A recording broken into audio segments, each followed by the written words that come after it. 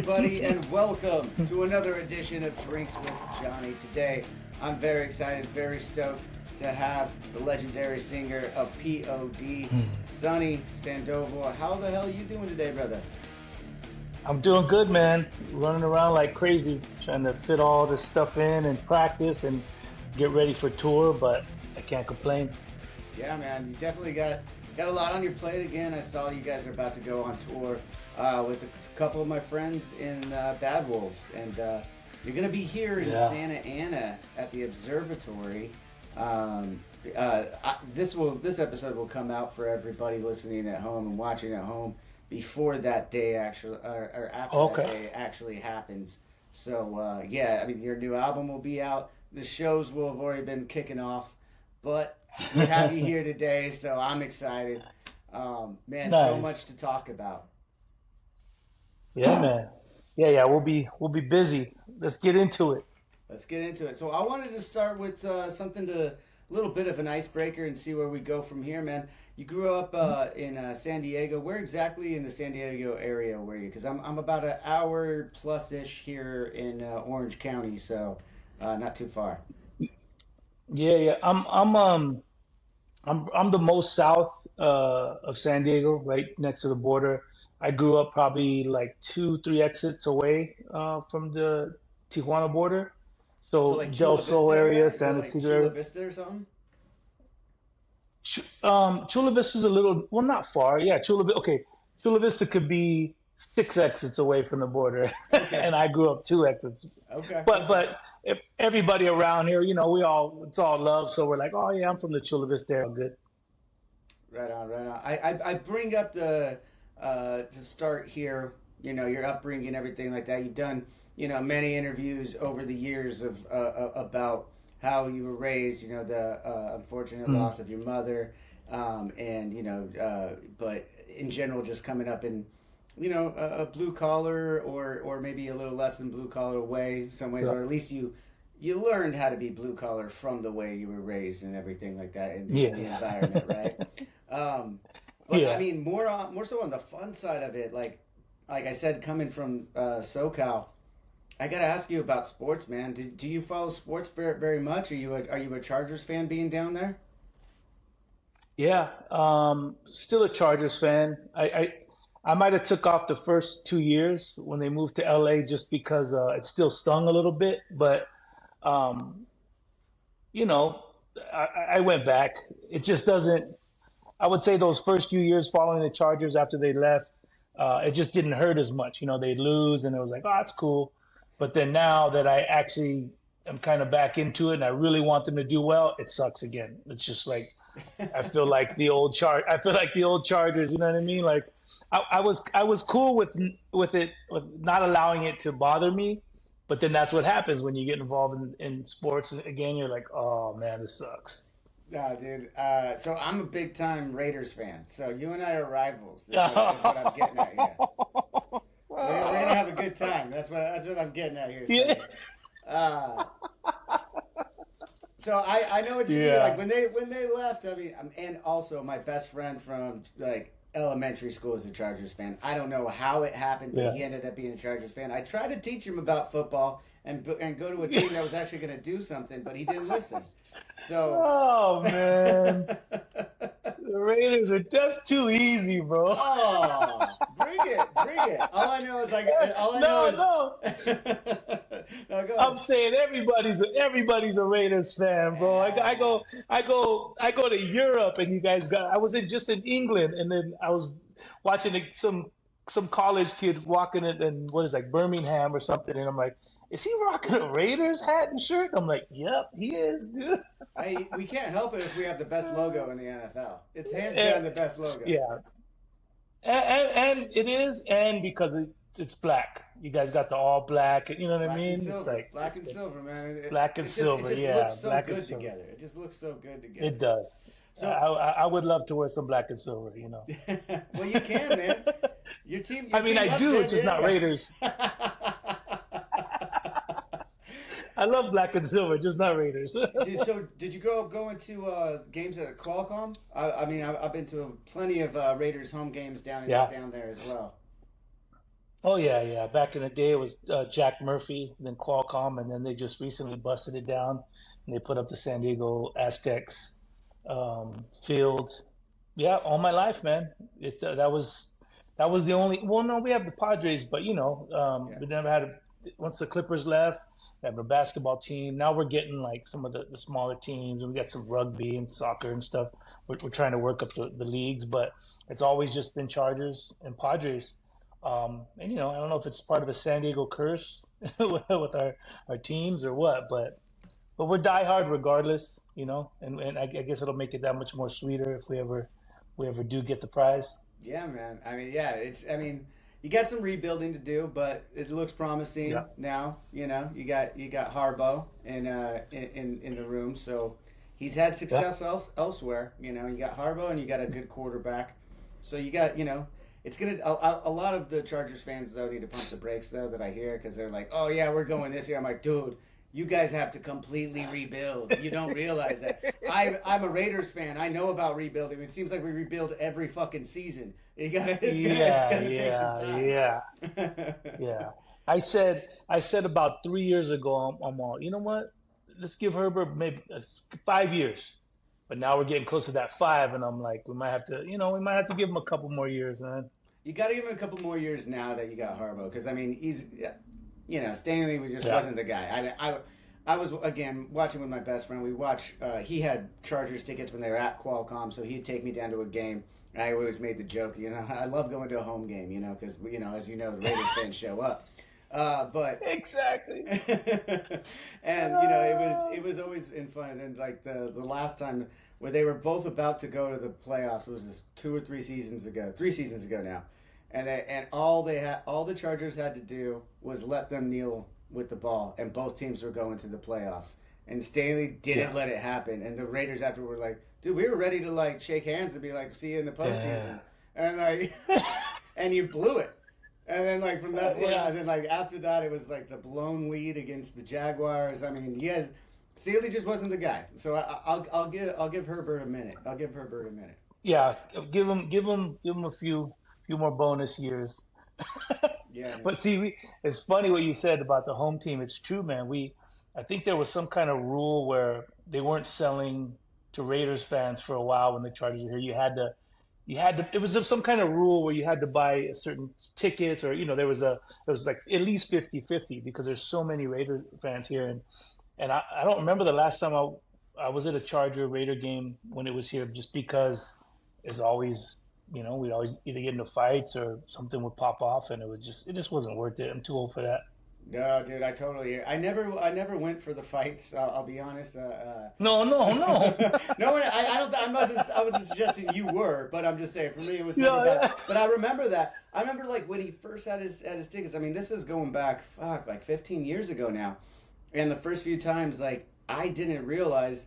I mean, it's more spread across the NFL now, but at the time, they were like the only stadium that cut everyone off from drinking early, like Yeah, because of yeah, the yeah, fights. And I was like, wow, for real. yeah. And then I watched it. I just like the first few games I went, and I was like, I mean, it was entertaining. I mean, I already loved the game, but then like watching the stands of everyone getting in fights and stuff, it was like I was Yeah. like, all right. I mean, it adds to the Yeah, entertainment, I guess. But it was brutal, man. yeah. There was always something brutal going on. It's a It's little bit of a it's bummer. nonsense. Yeah, it is a bummer. And then even out in the parking lot, I mean, I love the rousing, and if it's all done friendly, I think it's hilarious. I think it's part of why we love sports. But Right. when you get certain people that are, yeah, it's not worth it, man. I'm too old for that. But they still do. I mean, I've never been to any outside. I don't think I've been to many outside games outside the Padres, but even at the seventh inning, they stop people from drinking. I don't know if that goes for every other, you know, I ballpark, think but that over here is. they stop. I think About across average sports mostly. I think across sports mostly these days it has been. these I've days. noticed that. But I'm talking like 15 years ago it wasn't the norm. I mean, I think they'd cut you out for like the fourth quarter for a lot of stuff, but or maybe Yeah. like the eighth or ninth inning for baseball. But for the Raiders Chargers game, I shit you not, it was halftime. It was like nothing Yeah, past halftime, halftime done. and I was like, what? Yeah, I'm just we trying to just have a got good time, started. drinking some beers and watching some football on a Sunday, you know? Yeah, yeah. Um, See, they gotta ruin it for everybody, man. I know, and that's the problem. Like you said, though, like rousing is part of sports. You know, talking a little bit of trash, having some Yeah, fun with I it. love it. It doesn't need to come to fisticuffs. We could, you know, we could just like, Yeah, have yeah, fun with it, talk some smack, and that's so much. That's what I yeah. love about it. You know, and especially like with the Chargers and Oh, heck everything like yeah. that. It's not that I Heck don't yeah, hate bro. any of the players or the organization, of No, course. It's just it's fun. It's just fun to like have a it's little good. bit of It's little trash talk. tradition. It's definitely tradition. It is definitely tradition to talk. Traditional, traditional football, you know. Around my house, we don't actually call them the Chargers anymore. We just call them the Charters because some kind of accident in the pants always seems to happen. So, Or from my LA fans, I hear our friends, I hear the chokers. yeah, for sure. I mean, for the last couple of seasons, you had all the talent in the world on paper, you know, and it's just like, and I heard Yeah, all the chirping. I was like, okay, okay. Same way with the yeah. Clippers, man. You It's mentioned the Clippers too, man. They were originally in San Diego. Were you? Did you follow them when? yeah. I mean, I don't. I was no, I was still very. I mean, I was still young. You know what I mean? Yeah, But I was gonna say you must have yeah, been like a baby when they moved, yeah, right? Yeah, yeah. I just knew that they were from San Diego originally. You know. So yeah, even now, like for LA, like I don't. I mean, I don't hate on the Lakers, but it's because of this traditional kind of rivalry. It's like I can't. I can't like the Lakers. I don't hate on them, but I can't. For some reason, I can't like them. But I can. I like the Clippers. I mean, you know what I mean. As much I don't follow closely, I still would be like, you know what? Because they were from San Diego, I'm down with them. You know. See, once again, we're rivals again, my friend. I'm a diehard Lakers fan. Yeah. No. Of course you are. You guys have all the best teams. That's right. That's right. I'm a Lakers Raiders fan, man. I grew up in the Yeah. '90s. I grew up in the '90s. It was all about Yeah. Yeah. it. Yeah. I'm not gonna say anything. I'm not gonna say that you don't have the best teams. I'm just saying, it's just I'm just jealous. I love that you're man enough to admit that because a lot of those fans Yeah. wouldn't admit that. How do you feel? I mean, you said you don't Oh follow it yeah. very closely, but it's playoffs. The playoffs are about to start here for NBA basketball. Do you start to pay attention a little bit more come playoff time?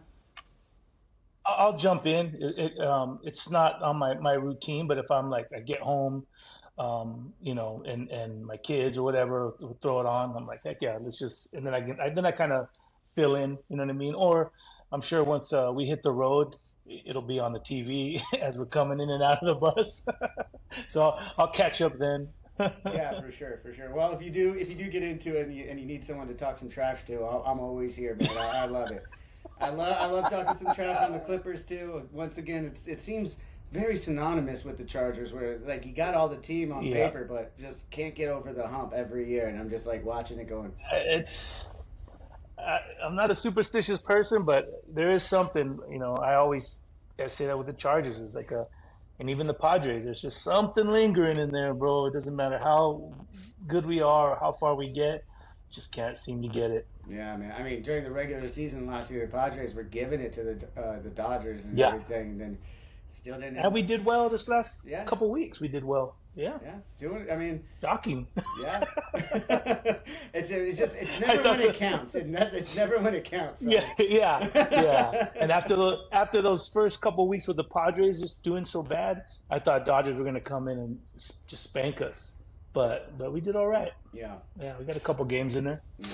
Well, again, when this episode drops, it'll be much further into the NBA season, so I'll be interested to see where it came out. Because I mean, Yeah, my Lakers are about to have like the biggest test against the Nuggets in the first round, who have just been able yeah, to do whatever they want to my Lakers for the last little while. I think it's like the Lakers are 0-8 against them right now. They got to go. It's a second yeah, series against the defending champs, and everyone's like not giving them a chance. I'm like, no, I give them a chance. If Here's the thing with the right. Lakers though too, and I'll go off on a tangent and we'll get off sports here. But the thing with the Lakers, as you mentioned, is we're always good. We're always in, like you have Yeah, bad. Don't get me wrong. There's bad seasons, but you got 17 championships no, to show for it. You know what I mean? And there's yeah, and that's always a what we care contender. about Yeah, as Laker fans. So eventually, you're gonna face the Nuggets in this season. Let's get it on at the top. Let's get it on right away, yeah, and let's see what we're made of. Because after that, it won't yeah, matter. If the Nuggets knock us out again, whatever, it wasn't meant to be this season. We got to regroup and come after him again next season. But I'd rather it happen now. A lot of people are like, oh, don't you want to wait till the Western Conference Finals again like last year? I'm like, no, bring it now. To be the man, you got to beat the man. And right now, you got to beat that man. That's why I like watching now. The stakes are high. It puts a little bit more fire to it. So and the Lakers are they're never out, dude. We have two of the guys. I think Marcos is a Lakers fan, and Alex, who's filling in on drums for us right now. He's from LA, so he's a huge Lakers fan. Matter of fact, he had his jersey on yesterday at practice. So I forget that we have an LA boy in our camp right now. Yeah, my people, let's go. Yeah, that's right, bro. Yeah, man. Well, getting kind of off the sports, but kind of a good transition into it, man. Going back to the history of 30 plus years, whatever it is now, P.O.D. Mm-hmm. And, kind of the height of your guys' popularity, being one of the biggest bands globally, everything like that, kind of plays into the sports here, because you had, these big songs in the early 2000s, specifically Boom, getting played everywhere in every sports arena, every sports stadium. I guess, I don't have, a specific question there, except for, as you felt that and went through that to today, what have you seen? Do you still see residual checks? I mean, are they still playing Boom and Alive and all these songs in these arenas? Do you still get a lot of reception from that? Yeah. I don't know about residual checks, because the system has figured out some way to not pay the musicians for their music. So figured out. I mean, that's true. Actually, you're right. Yeah. It's got, especially when it was songs written and played back in the early 2000s. It's not like you were on a bigger label too. They're taking a big cut there, right? Oh yeah, but I mean, it's just where the industry's at right now, trying to figure out publishing and copyright, with streaming and stuff. They're just trying to figure out at least I hope they're trying to figure out how to pay these artists, because we're not getting paid for our music. You know what I mean? So I don't. That's a tangent. I don't want to get up on that. But to go back to what you said, I think for us, it was a shock to us as it was everybody else. All of a sudden, because it wasn't like we were writing songs for ESPN or what I mean, for sports. It was just we're just making music, and so all of a sudden, when it's oh, dude, we're hearing Boom, at every type of sport, from UFC to baseball, football, basketball. Even now I still get watching football games, and you'll hear it at least in the stadium playing, or someone will text me and say, hey, I just was watching the game and I heard Alive or whatever, and it's it's still cool, it's still exciting, you know what I mean? Aside from the money issues, it's still the fact that they're using our music to hype people up and get people excited. It's awesome. Yeah, man. I mean, you said you guys weren't writing songs specifically for that, obviously. Yeah. So was that something that just came from the label putting it out, or was there any kind of organic way that you heard of those songs getting put in the stadiums and shit? I mean, I'd like to think that labels are so useful that they can actually do that, and some do, what I mean, because it's marketing and promotion. But a lot of times, when back in the day when you did have publishing companies, and if they gave you any type of advance, they were trying to recoup their money, and if that was their specialties, I mean, you could still do it now. It's it just depends on where you're at with your music. It's like you're giving it to somebody to get product placement. You know what I mean? But it gets harder and harder today with all the different streaming, and like I said, with the music everywhere now, we don't necessarily have the control. I mean, there's still ways that, it's different. They can play it at a stadium while you're at a live game. That doesn't matter. But if all of a sudden I'm watching a commercial with the Raiders and they have Boom, I'm going to be calling my manager and be like, hey, what? Dude, I don't remember approving that. I mean, which is, hey, I would. I mean, whatever. Raiders pay good money. You know what I'm saying? But nowadays, it's like, how do you even check all of that stuff? And it's so loosey goosey with all that paperwork nowadays. And sometimes we've done stuff with WWE, and because WWE is so huge, they're and so powerful of an empire. Even back then, that they can say, can we use your music? Yes. Okay, we're not gonna pay you for it, but because we're WWE, you're gonna get so much press, and you know what I mean? And get so much hype, and at some point you're like, dang, okay, Yeah.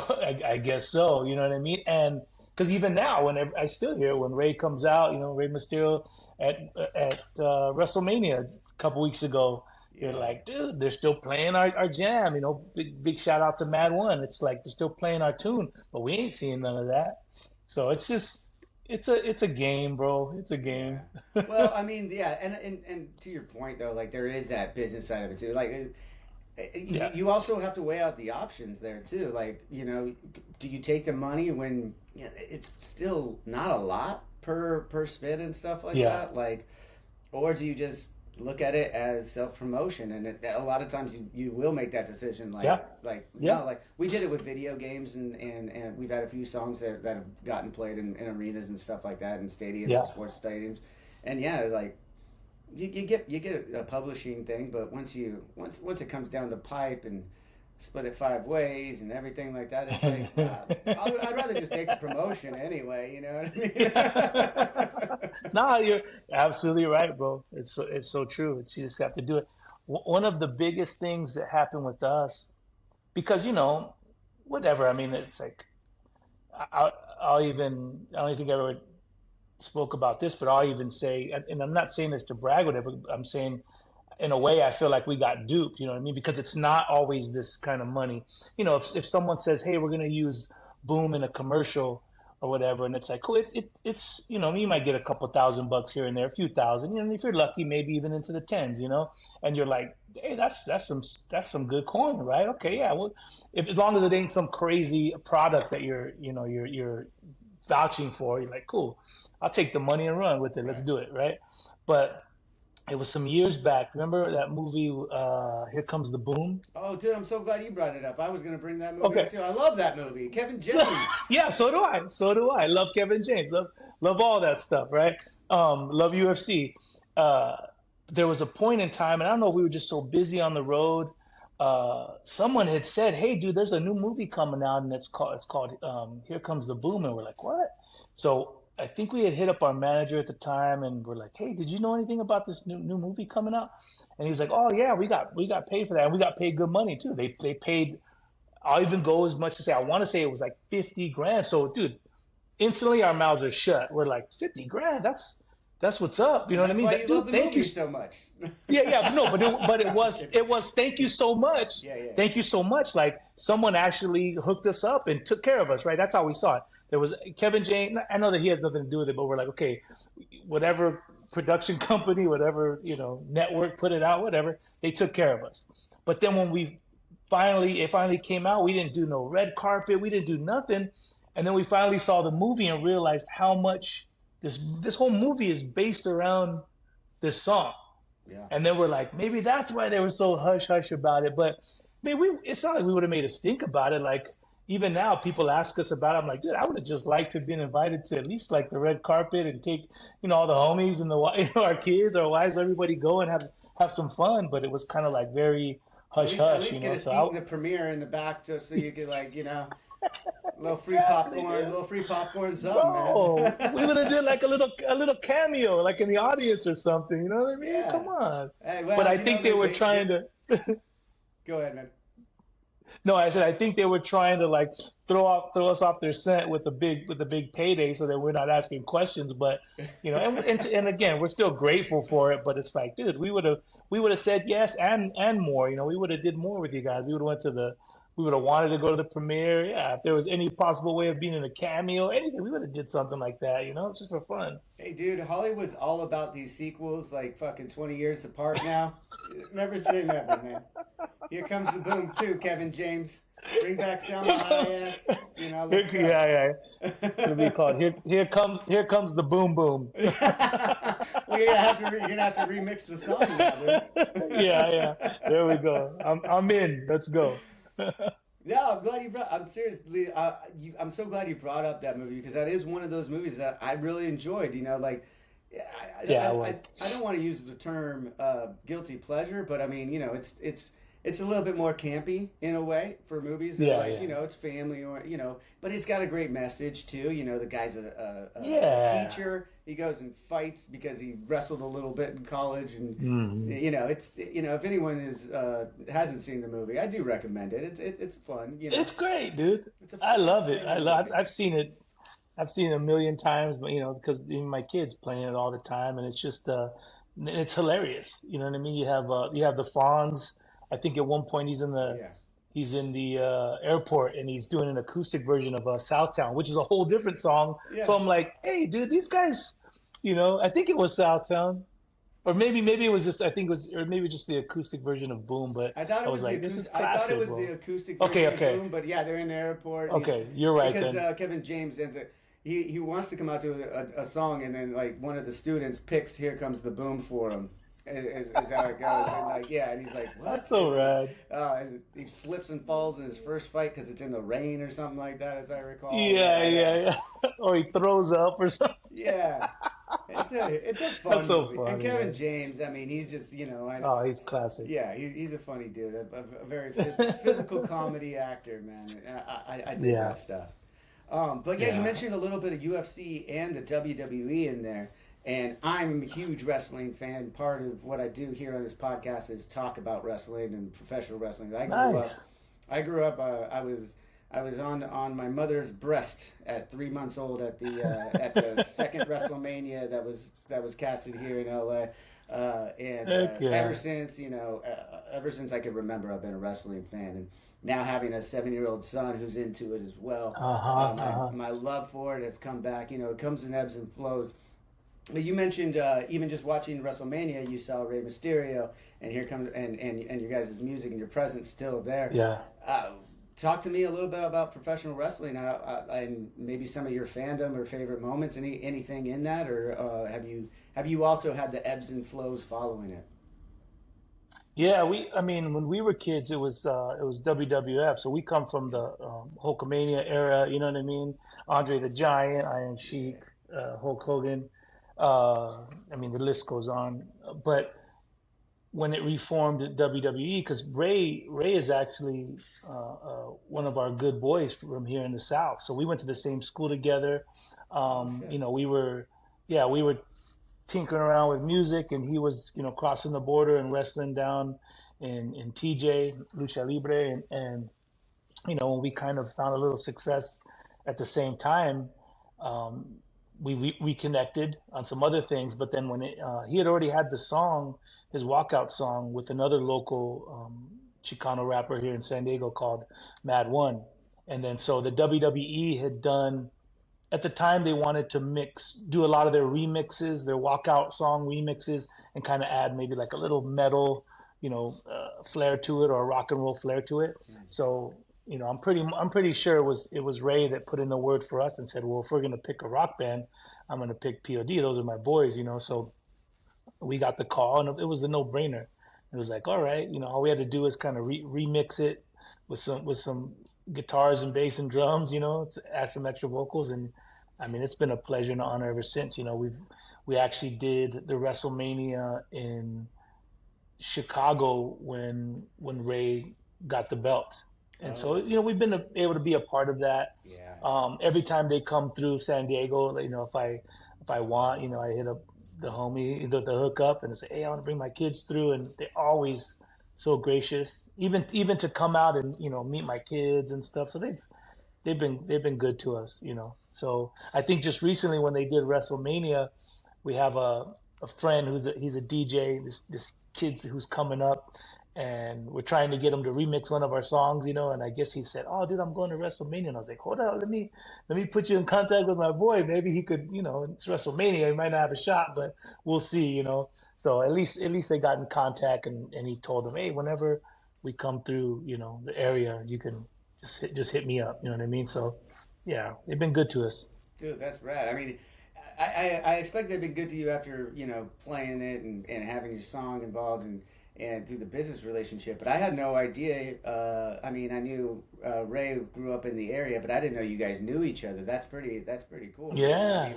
I Yeah. mean, you must have. You guys. I mean, in the '90s, before he blew up in WWE, he Yeah. was going. He was create or helping create the big part of WCW's cruiserweight. Yeah. And I mean Yeah. that was massive. That was a company coming out of the south on the east side of the country. I mean, were you guys in contact during the '90s as well, or was it more like you guys went to the school together, kind of didn't talk for a while, and then came back in the WWF? Yeah. Yeah. It was more like, I mean, I'm sure just as much as it was a whirlwind for us coming up, it was for him too. So it wasn't, yeah, there was no contact. Just we were all kind of in our own separate worlds. And then I want to say it was towards the end of the '90s into the 2000s when we reconnected. And then, we would do some WWE events, like, when they had their video game, and, they invited us to come out and, we'd play a couple tunes or whatever, just be a part of their little party there and entourage. And Right. um, but yeah, we've always stayed in contact ever since. And then, even when Ray, because then he would move around, and then he's back in San Diego. Whenever he would in San Diego, and he would do like go speak at a school, or do something. It was a lot of my people that would help him get to do a lot of the community stuff and give back to San Diego. So whenever they would ask him to do it, there's a lot of times when, being nervous to do it, he'd say, well, can you get Sonny to come out, just basically to do it together, so we can, it would, it'd be a little easier, and Mhm. get Sonny, and then we'd have Frankie J, just a couple of the local boys that we all grew up in the same area. And then, so a handful of times we'd go speak to schools, do some charity events together, toy drives, stuff like that, just so, it just, we helped each other get involved and stay busy with the community. So yeah, all the guys, they're all giving back to San Diego. Dude, and it's so awesome to hear. And like I know that you still with the Whosoever and some other Mm. projects, YMCA. I know you're still involved with all that stuff. It's very cool to see that you are very, very much still giving back even today. And in your Thanks, community. man. So I'll definitely give you props on that. You're a better man than me. But Yeah, no, no, no way, man. Your thanks means more than you know. So don't, Yeah, yeah, man. But be I do easy. want to It's go a good. little. So on while we're still talking about Rey Mysterio and wrestling today, I mean, you gotta see that the LWO is coming back and or is back, not coming back. I mean, you saw it at WrestleMania 40. They're bringing it back in a great way. I mean, and Rey Mysterio's son Dominic killing it. I Yeah, mean, he's Dom. one of my favorite heels right now, dude. And I gotta ask the question of like I mean, this what we're talking about in the early 2000s, late 90s. I mean, that's now almost 25 years ago. It's 25 years ago, Yeah, right? 24. Um, I mean, Dominic must have been probably a toddler, a baby. baby at that time. Yeah. Did you ever meet Dominic too? Like, was it that kind of closeness with Ray? We're all kind of in our own worlds, but whenever, and like I said, Ray, he moved back and forth, but there was times when, whether it was events or even just run into him, back in the day, you can run into at your local taco shop, you know what I mean? And Yeah, then yeah, and Ray would be right there, But this was before even when people knew what his face looked like, you know what I'm saying? right. But then when you're in San Diego, it's not. Wrestling's that's a whole nother level than rock and roll. You know what I mean? But that's like superstar status. You know what I mean? So when I walk around, it's like, oh, that's the homie from San Diego. He's a good old boy from San Diego. It's like you see Ray and everybody, the kids, everybody's still like, oh my gosh. Yeah. But it wasn't. Not too long ago. It seemed you could just go to your local taco shop or whatever restaurant. All of a sudden, Ray would be sitting there with his family, kids. So but to watch Dominic come up now, it's huge, and it just seems like it happened. I know he's been working hard for a long time, but to watch where it's going right now, it's like he's no longer an extra. You know what I mean? He's no Oh, dude, longer like he's got one of the a one of the little hottest. episode. He's got one Yeah, of the hottest parts going right now, man. I yeah, love the yeah, dirty dom the dirty dom going, the getting out of prison and everything, man. dude. It's classic fun heel to me in the wrestling world. Yeah, And I think And honestly, for him, I'm so happy for him and Ray, because when they first brought him in, they kind of, and I could draw comparisons here. Maybe we could see what the future is, but like Yeah. when a guy like The Rock, who just headlined 2 nights, coming back, and when he first came in as Rocky Maivia, he was getting booed. Like no one liked him as a baby Yeah. face. Similar to Yeah. Dom, everybody on all the wrestling trolls and everything on social media. This Oh guy's yeah. too green. He's just riding off the coattails of his dad. Yada yada yada yada. And as No, soon as yeah. they figured out the character was the issue, not necessarily Dom, and they gave him a good character and a good Yeah. storyline here. Now he's flourishing, and I for one am so happy to see it. No, me too, bro. And it was hard to watch. You know what I mean? When it was all happening, it was like this was it's just way too close to home and personal. And you start to cringe, you're like, ooh, this is getting too personal, you know what I mean? But to see him doing it on his own right now, yeah, I'm happy for that whole family, man. Yeah. It's a beautiful thing. Yeah, absolutely cool, man. So, real quick, before we get off wrestling, give me like one of maybe not the very top moment, but like what's one of the moments you have a fond memory of the WWF, WWE, whatever it was as a kid before you became maybe business involved with them, perhaps. I would say just going as a kid. I remember being, man, I want to say as far as even early elementary, just not even being able to afford to go to a match. But then I remember being in Little League, and I want to say his name was Ernesto, and his dad actually took a bunch of me and the homies from our neighborhood, who all played on the same team. So there had to have been like five of us, and he took us. I would say for the first time, and Hulk Hogan was wrestling, and it was big back then. So I just remember sitting there thinking how huge this is, and that might have been the start that got me, at least as a kid, paying attention. Um, and I just remember as a kid, it was huge. And then it kind of, for me anyway, maybe just because I was growing older, it felt like it had disappeared, not disappeared, but it just really died down for a little bit. Maybe that's just to me being on the outsider perspective, but then watching it how in the last 20 years, the way it's come around again, at least in my perspective, it's bigger than ever. Yeah, man. I mean, yeah, you're talking about the heydays of Hogan. That's Yeah, like late '80s, early '90s. yeah, Eat late your 80s, yeah. vitamins. Eat your vitamins, rather. Say your prayers. Hulkamania is running wild all over Hollywood before he becomes Yeah, Hollywood yeah. Hogan, doing There's Suburban Commando pythons. and shit. You know, loving life, dude. I always loved Jimmy Snuka too. He was one of my Oh yeah, favorites. yeah, Yeah, yeah, yeah. yeah, yeah. Just because he was As Islander. a He was like the wrestler, original Islander. right? Because Yeah. there are some things that he did outside of the ring that if you ever watched We're only outside of the talking. ring, yeah, I don't think we could go into that, Sonny. I don't know if we could We're give only him his no praise. no no Only in no the no ring, no no only in the no ring, no. right? But We're only yeah, talking. We're only talking in the ring. fair enough, fair enough. Yeah, man. Wrestling. Yeah, to me too. It is something that I love because it is something that for the most part, people like your story there, my story is like we get into it as a kid, and then Yeah.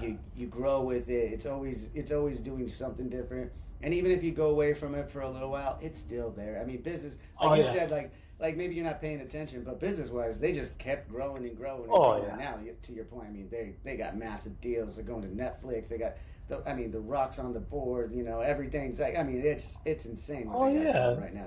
The Endeavor, from Yeah. cross promotion, the Endeavor and UFC stuff that's going on. I mean, it's wild and fun to It's an watch. empire, man. Yeah, I mean, and now there's the other companies like AEW out there that I'm a fan of as well. I got a lot of friends over there that I'm watching, and there's a bunch of shit going on there, man. And I'm just happy as a wrestling fan to have my young son to enjoy it with. Between that and sports and music and everything, it's always there. Yeah. Similar to music, man. I mean, you grow up, to the nostalgic music that you grew up with, and then I'm sure you pass a lot of that knowledge to your kids, and some of it they like, and some of it they're like, Dad, this is terrible.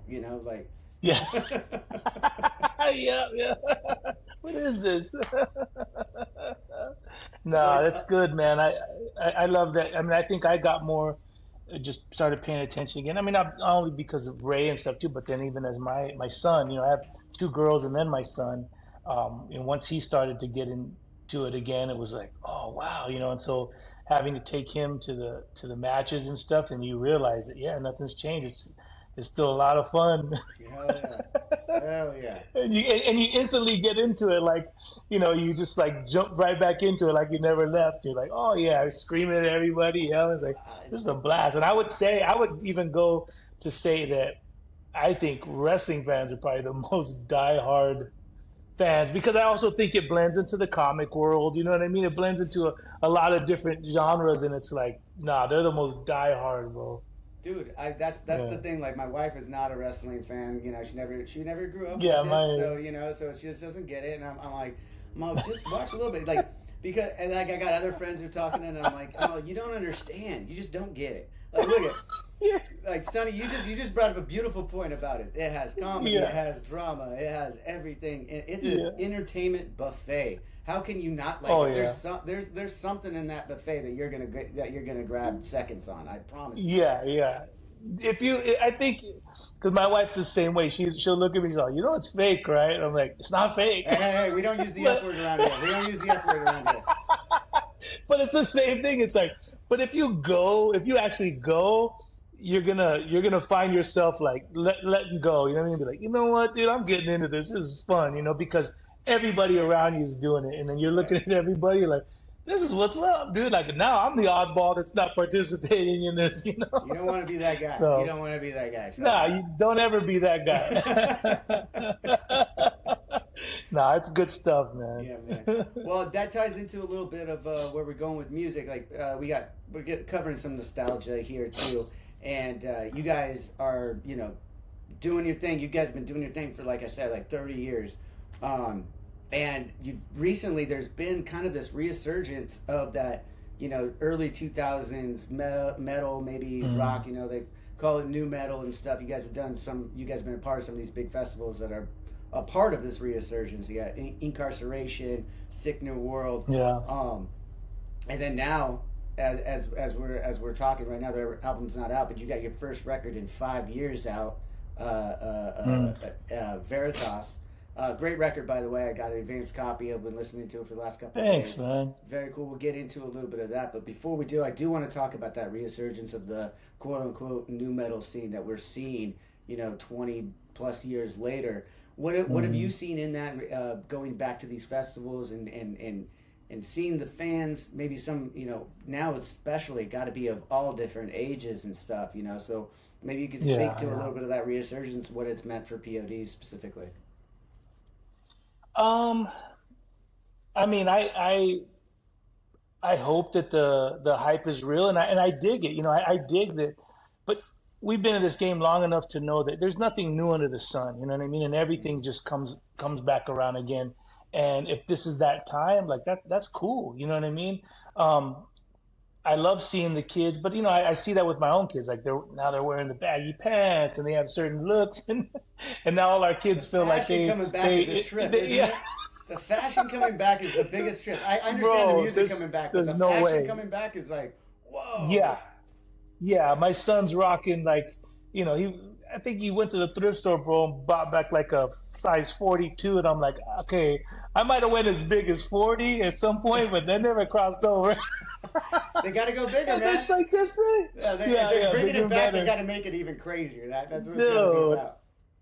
And then I'll find myself be like, how ridiculous that looks, dude.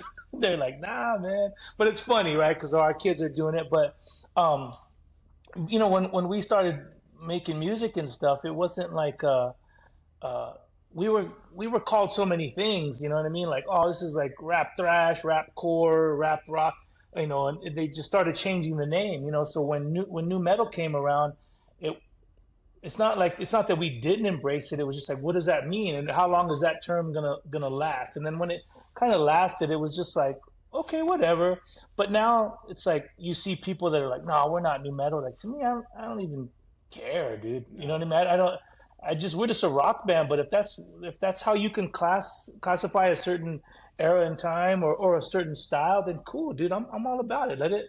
I hope it does well. You know, if anything, I feel like that era was probably for me, you know, I compare it to like, you know, the grunge era, like where it's just, at least it was individual, you know what I mean? And it was different. Everybody, and to me, at least I feel like the OGs, it was more lifestyle. It wasn't like, hey, we're doing this because it's trendy. It's like, and so I don't really feel like it had that much time under the sun because I feel once it did go mainstream, then you had a lot of people that were trying to duplicate a sound and a lifestyle that wasn't theirs to duplicate. And so it got to me, it just got kind of washed out and watered down. And then, you know, you had bands they were in a ska band yesterday because that's what was hip, you know what I mean? Or this kind of punk band because that was hip. And then all of a sudden now they're trying to rhyme over some heavy guitars, you know, and it's like, this is doesn't didn't quite do it. So I don't know if everybody kind of got over it and said the heck with it and kind of moved on.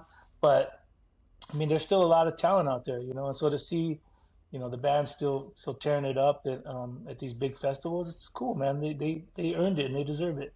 Absolutely, man. I'm glad that you brought up the comparisons to like a grunge era or a ska or a punk era. Like to Yeah, that point, like it's always the job of the critics and the or the audience to try to categorize when something's new that's never been done before, and you guys were definitely right, a right. part of that. You know, you guys had your own sound within a sound of a lot of other people that were doing something similar because, like you said, Yeah, of the upbringing, the influences that you guys had, and you're passing it on. And a lot of times, you know, maybe they didn't have the same feeling, and maybe it was just timing. yeah, Whatever the case may be, it did drop off for a little while, you know, and that always happens yeah, for various reasons. I mean, we've seen the resurgence of '90s alternative in the more popular scene these days. You know, in the mainstream scene, you got yeah, everybody's alternative now, and I was like, whoa, I haven't seen alternative in a yeah. minute, Right. you know.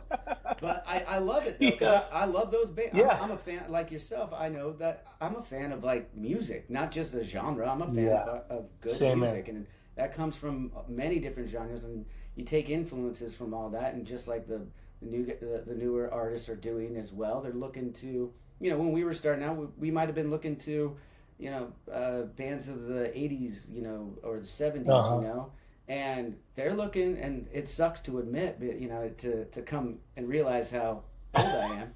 But like Yeah, exactly. that's the same age gap now. Yeah, exactly. It's so wild, man. Yeah, And it back is in more my about it. day. Yeah, exactly. And it is Yeah, more yeah, about like yeah. back to your point though. It is more about like embracing that it's not necessarily a genre that like pigeonholes you. It's an era. You know what I mean? Like when you hear the term Right. new metal now, it's like an era. Like for us, a few years later, it was, you know, I think they called it like, I think it was screamo for a minute, or Uh-huh. metalcore was a lot of the Yeah, labels I yeah, heard. yeah, yeah. And it was because we were Metalcore. part of a Orange County, or whatever Mm-hmm. the metal movement that we came out, you know, after you guys. Like it was new metal, and then it was this metalcore scene. We were like a few years later than you guys, and that was the Yeah. label we were getting. And you know, it's like, well, okay, I've never heard that term before. We've just been writing the music we like, you know. Exactly. Yeah, yeah. It's like, okay. So fun though, man. But Yeah. it is good to Yeah, we see it come back to the festivals and stuff. I mean, like you guys coming back out with a new record, being on these festivals. yeah. Corn is going to be doing this sold out stadium here in California, Oh with man. Yeah. Evanescence. So I know you guys have toured with as well. You got Limp Bizkit. Seems Yeah. like they're bigger than they've ever been as well. It's hard to say when they had such great success in the early Oh 2000s. yeah. I mean, Yeah. it's you know, Mudvayne is a part of that. You know, there's a Mhm. lot of this stuff, and I for one am happy to see the resurgence. I mean, those are great Oh shows, me. man. Everything, Yeah. all these bands, including yourself, it's about that live show too, man. Like that was the thing that like Right. during MTV as a kid, I was watching these bands come up out of seemingly out of nowhere, playing in the daytime on these big festivals. Before, Yeah. you know, there were still headliners at night. They weren't the headliners yet, but daytime, and all of us kids watching it, going like, "That's it, man. That energy is something we hadn't seen before. Was what was happening." Yeah. That's what I was saying with those bands where they all sounded like themselves and it was the live energy. It was just like you can feel it. You know what I mean? I think, and again, I don't want to be the old guy now that's like, oh, everything sucks now and stuff, but I do It's feel just like that different. was it's a certain time. It was just different, and I feel like at that time it was just because we grabbed from those punk bands and certain frontmen and certain things where you're like, and I don't think anybody was trying to be them. They grabbed energies and they was or allowed to make it their own. You know what I mean? So when speaking of sellouts, I just heard there was I think it's System and Deftones doing like in Frisco, 50,000 people Yeah, sold out. man. And it's like, but that was the era back then. It was like Deftones didn't sound like System, you know what I mean? And Korn didn't sound like Limp Bizkit or whatever. And then for us, I feel like, we had our own South San Diego, SoCal vibe. And it was just like, Absolutely. I feel like we were certain pioneers of certain sound, but then, so I think I miss those days, and I just think, and we all came, at least a lot of us did, came from that underground scene where I don't know, we earned our stripes down there. You know what I mean? And, Hmm. and live shows, it was part of our lifestyle. Where as I've toured with bands that are huge now, and it's just like, when we talk about our first show, an abandoned house or whatever, they're talking about a festival. So, you know what I mean? So it's different. It's Yeah, different, and no, I'm not hating on that. It's just you learn different, and yeah, maybe you just appreciate things differently too. So, but whatever, I'm grateful. 32 years later, we still get to make music and we still get to travel around the world. And now that touring is back in full effect, it's just we're still grateful, man. yeah. And still bringing that energy too. I can't wait to see you guys in San. I'm gonna try and make it out to the observatory when you guys are Please, getting yeah, ready to please kind of do. drop. Yeah, Yeah. but yeah, let's get into Veritas real quick before I forget. Definitely we're talking about the new music, and right off the top, like I'm listening to it, so I'm picking out my favorite songs and stuff, and mainly just coming off of influences like we were just talking about. You do, Mm, everybody as artists, I think. I mean, John Lennon said it. It's like it's not. It's a good form of flattery, I guess. I'm butchering the yeah, fucking yeah, quote, but yeah, everyone knows the famous yeah, quotes that he's yeah, had about yeah, it. yeah. And but this album as a whole, I got the vibe that it definitely went into a perfect meld to me of suicidal tendencies and Deftones, who you mentioned as well. And Oh definitely, I wow, got a yeah. lot of suicidal, like kind of Art of Rebellion era suicidal from "This Is My Life." Like the way that verse was hitting, I was like, "This feels like a Mike Mirror kind of fucking thing." And I was like, "This is That's cool, man. This is great. this is great, man." Talk to me a little bit about this album and the current influences that you had going in. That's great, man. I mean, obviously, two favorites. You know what I mean, of mine, Suicidal growing up, and then Deftones. Watching them play little clubs here in San Diego as we were coming up. Hmm. Another one of my favorites. Um, I think, man, for us, it was such a weird time of in the world. It was during the whole COVID era, and us trying to find any type of inspiration, or not even really wanting to write at the time. It was like we were right in the middle of COVID. Our bass player had just moved to Nashville. you know there was a lot of internal stuff going on with the band, and so we're used to sitting together and looking at each other and writing music. We're old school. A lot of bands don't have to do that anymore. A lot of bands live in different countries, different cities, and they write like this, on a computer and send over files. So Hmm. it's a little different for us. And because of the COVID situation, we were kind of late in the game, but Marcus and I would just go up to LA, and meet with the Heavy who produced our last record. And that record was a little bit more like alternative. You brought that up earlier. It's a little bit more on the had some pop side to it. Hmm. But this record, I don't think there was really any. It was just going and let's just see what happens. And so for us, going making a day trip to LA, coming back, and then hey, when can we get back and throw some other riffs down? And it was kind of like that. And so when we'd go up, it was just kind of building the song from the ground point then. And then now with technology, you can build drums right there on your computer, or Right. add loops at least to hold the beat. We lay down a quick little simple bass line just to fill it in a little bit, and you're like 70% done with the song. You add some vocal ideas. You're It's like, hey, kind of great to have we're these getting, tools, man. Like I love it, especially when it comes to writing, because yeah, to your point, like it is a great tool for the writing to get the ideas down initially. You can get them there yeah, a it's lot crazy. faster, and then you can add upon it when you go play these things lot like live in the studio setting. You know what I mean? Like you're Yeah, like when you bro, really it's a put the whole new human world. aspect into it starts to shape a little bit more, right? Yeah. Yeah, it's a whole new world. Like they used to back in the day, we'd have to have like a tape recorder and record our ideas so we don't forget, or now you can at least, or then people started doing it in their phones, Yeah, but now you're like, I man, don't know how many notes you got in yours, dude, but I know if I put mine yeah, up, it's like, and I'm really bad about labeling them. Like sometimes I'll be like this kind of idea, this kind of idea. yeah, Other times I'm like, I didn't even come up with an idea to name it, and now I yeah, just got to yeah, go yeah. back based on the date and be like, I don't know if it was any good. I got to go back Yeah, and yeah, listen. yeah. You know how many unknown ideas I have? Exactly. You can't name it that. You already named that track that. It's like, oh, because I didn't name it anything. That's why. No, no, it was different. It was different for us. But I think when we were just approaching it song by song, trying to get an album done, and then, but when it was all said and done, we realized that it was just a lot, just kind of rocking, straight through. It wasn't all, even though there's hints of all the different POD spices, it was just more, nah, this was just more meat and potatoes, just rock and roll going right, just kind of hitting it head on, and I remember showing some of the homies the album when it was done, and they were like, so you guys didn't do any reggae stuff, any punk, no punk songs, like all this stuff, and it didn't hit me until I thought about it, and I'm like, yeah, this album is just pretty rocking, which is fine. I think that's the record that we needed right now for this era because if you've been following us forever, you can see that we love all kinds of musics, and sometimes we might overspice our music, thinking because we love all those spices and stuff,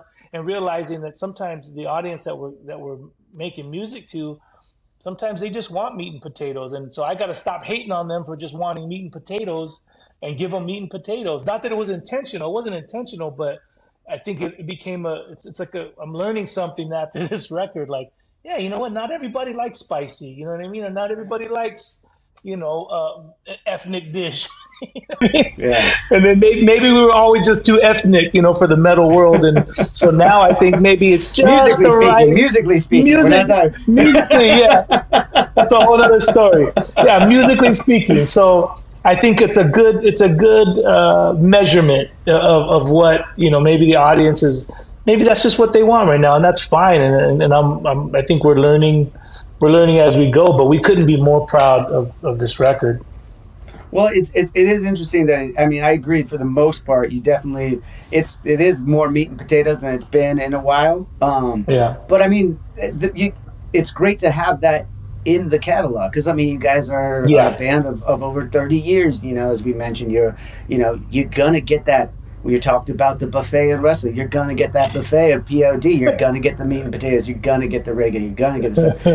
I will say though, like when I paused for a second when you mentioned that there wasn't any punk in this one. I was like, well, there was one song to me that like definitely the lies we tell ourselves. I have it written down over here. yeah, The lies we tell yeah, ourselves definitely has. It's more of a it's more of a skater or pop punk vibe than yeah, rather yeah, than like we mentioned suicidal punk like early '90s yeah, punk. It's yeah. more like Taka, later. taka, taka, taka, taka. Yeah. But it's more of like a later. But it's still like that verse that definitely reminds me of some of the punk that I loved growing up in the late '90s and stuff. And I was like, Yeah, so that yeah. was another song that I made note of too. And I was like, more pop, more punk in this one. Nice, So nice. Yeah, yeah. You're on a whole nother level or style of punk too. Yeah, yeah. No, yeah. I mean, I think it's all there. I think it's just if I'm looking back at it, I think it's just done in a way that's palatable. It's tasteful, where it's not too much of this, not too much of that. And Mm-hmm. hopefully it's going to capture the listener, and then maybe they will realize, no, there, you know what, there is some punk in there. There is that maybe I know one of the songs in the verses. It's more like a kind of like is like a reggae style vocal. You know what I mean? More like um, a dance hall kind of twang. Maybe someone might catch that.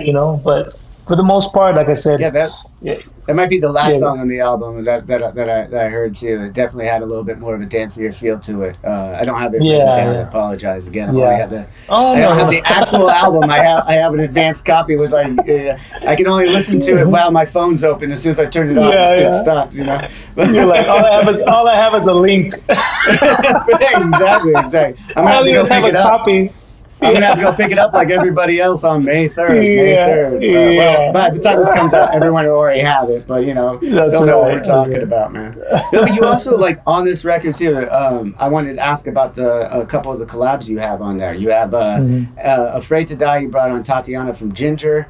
And then mhm. right off the bat, you got the first song drop with Randy Blythe of Lamb of God. Both great Yeah. vocalists and stuff. How did that come to be, and why did you feel like these were the guys you wanted to reach out to for these songs specifically? Just I think we're always in the moment. It's not like we write a song and say, hey, it would really be cool to have this person on there. Mm-hmm.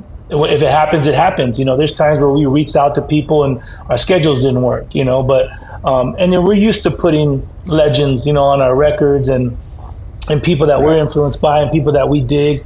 Um, but Randy, we just met Randy just a few years ago. Surprisingly, as many festivals and shows we played together, but we met on a rock and roll boat cruise, and really got to know him because we were both kind of looking out for HR from Bad Brains, and just realized what a sweetheart he is, and really how eclectic his taste of music is too. It's not everybody thinks of Lamb of God and they think, oh, it's just this heavy metal guy, and it's like, no, man, he's into so many different musics.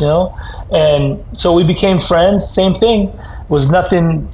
It was all in hopes that maybe he'd take a listen, and it text him, and I said, hey, bro, would you ever think about jumping on track? He's like, send me the song. He listened to it, and he wrote back, I'm in. It's just that's it. Now with technology, send him the track. It's like, bro, I'll we kind of discussed it, and then I'll send it back to you. That's how easy it is. Tatiana, Yeah. her husband is Alex Lopez, who played with Suicide Silence, and he's been playing drums with us past 2 years, filling in. And so they're already part of the family. And when we knew on that song that we did want a female vocal, to kind of round out the gang chorus, and she was awesome enough to come to the studio and lay it out. Um, Cove we met too on the same cruise, and Cove is from Scary Kids Scaring Kids. He's singing with Seosin, Mm. another band, Dead American, and it's that song that you said, "This Is My Life," which is one of my favorite songs on the Right. record, and does that. It has more of a new school feel to me, and him being from that new school, but mostly because he's actually a San Diegan as well. He's from San Diego as well, and so it was like, you know Yeah. what? Let's bring in. I mean, he's not a youngster in the game, but let's bring in. He's younger than us, anyway. Let's bring in Yeah. one of the new styles. One of the new kids. And I mean, aside from his voice just being amazing and him being amazing, same thing, man. We set him the track and say, hey, if you like it, man, and he dug it, and it was like, dude, I want to do it, and it's that easy nowadays. And so to have all three of them is just. It just rounds out the catalog that we've done for the past 30 years with our guest vocals. Yeah, man. I'm glad you brought up Call That. I forgot to mention that one too. Seosin, we actually did some shows with Seosin back in the Yeah. day too. Like, Oh yeah, he amazing brought band. the San Yeah. Diego area, playing down at the Soma, down there and Yeah. stuff. Like, yeah, there's very fond memories of those guys and stuff. So, shout out Heck to them. yeah, And man. yeah, and when I'm listening to that song too, I'm glad you brought it up. That part too.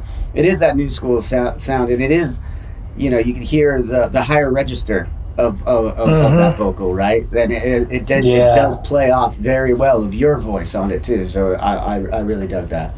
Oh, thanks, man. Thanks for paying attention, dude. Yeah, we had recorded that song, and then when I was going back and forth with Cove, the same thing. I was like, hey, dude.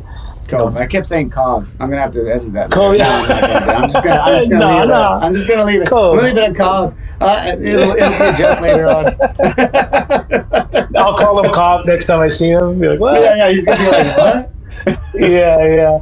But dude, I mean, I kind of told him the parts, and then when he went in, he did his thing, and it was like, this is great, man. It's so good.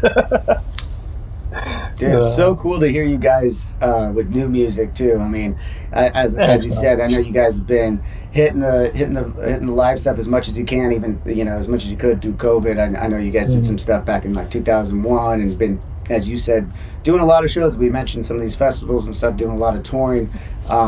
Even while you were writing this record, I know it was like seemed like it was a couple days at a time, focus on one song at a time over the last several years, right? Yeah. So the fact that we're here, but we've also been mixed and mastered for like a year and a half, bro. So I don't know if it's just the way COVID has just kind of pushed everything forward a little bit, but we don't mind because we've been able to waterfall 4 different songs. So to me, it doesn't feel like you're waiting too long. It gives you 4 different flavors of the record, and I'm proud to say that to me those aren't even like the best songs on the record. I think that there's great, even better songs on this record. So I hope that people really dive into it, you know what I mean, and kind of just give it a chance. I agree, man. It is. There's a lot of flavors in it, and it is some great songs. I mean, I'm gonna keep listening to it because, as I said, it's only been a couple of days for me now, and I know that I'm just scratching the surface here. So there's a lot more meat on the bone. Everybody, make sure you check out the album. It is out now by the time you guys are watching this, so you can listen on your streaming services. You don't have to wait for the link from Sonny from you. I do want to touch on the mixing and mastering before I let you go, though. You did mention you were that was taking some time too, and I have to give you guys your flowers on that because I put it on in my car for my first listen, and man, it sounds heavy. It sounds clean. The low end, as a bassist myself, I'm like, that's something I like. I like it big, but I like it clean too. You know what I mean? So it was hitting in all the right places, man. So kudos to you guys on the production and nice, bro. Talk to me about a little bit of the attention to detail there for you guys. I mean, were you doing a lot of were you guys mixing and mastering remotely as well, like going into your cars and listening and then sending back notes, or did you get with who was your mixer, the guy mixing for you? It was Josh Wilbur, I love Josh. Josh has done some stuff with us. We met him. We met Josh. Josh has done a lot of stuff with us. We met him when he was interning and working with Andy Wallace. Yep. I believe that was on our self-titled record back in 2008 or something like that. Josh is a real good dude, man. Love that dude. He's a great guy. He's genius, man.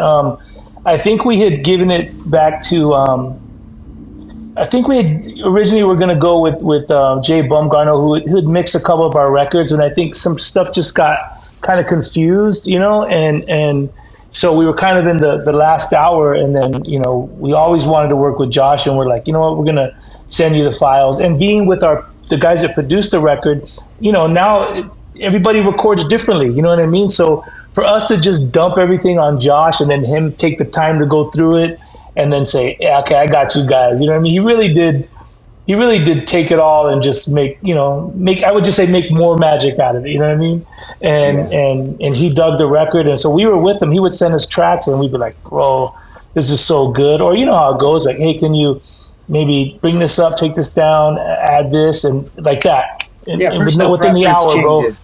You have like the details of personal preference of your vision of the song, and a good mixer, does their job, but then also will listen to you and be like, I didn't fucking write the song, so let me get it to where you want it, Yeah. Or there's things that he would, just because of his own experience, which you want a mixer to do that too, and it's like, oh, dude, you might have even not changed something, but you had something, you did something to it, and you're like, that's staying, dude. That was genius, you know what I mean? And so, and again, you have to respect their space and obviously their experience. And with Josh, it was a no-brainer. He's a great communicator. We were able to, if there were any changes, little details here and there, he would do it. And so now we're just looking forward to writing new music and already keeping Josh in mind. Like, hey, we're definitely working with Josh again.